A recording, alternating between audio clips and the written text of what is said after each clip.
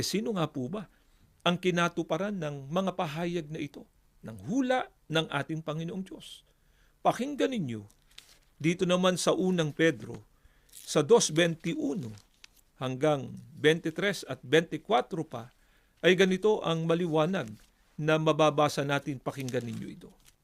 Sapagkat sa ganitong bagay kay tinawag, sapagkat si Kristo man ay nagbata dahil sa inyo, na nang siya'y alipustain, ay hindi gumanti ng pag-alipusta. Nang siya'y magbata, hindi nagbala.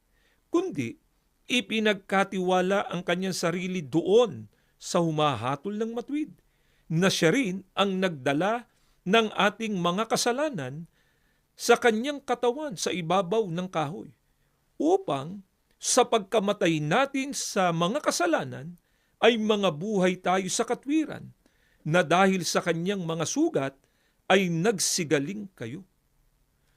Ang katuparan po nung binasa natin kanina sa Isaiah 53:3 hanggang 6, walang iba kundi ang ating Panginoong Hesukristo.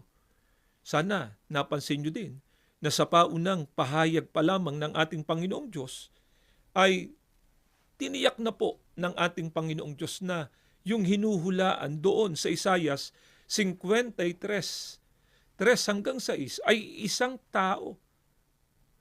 Kaya mga kaibigan, sino mang magsabi na mali daw yung pagkakilala namin ng mga kaanib sa Iglesia ni Cristo, na ang ating Panginoong Sukristo'y tao, para na din po nilang sinabi na mali yung ipinahayag at itinuro ng ating Panginoong Diyos.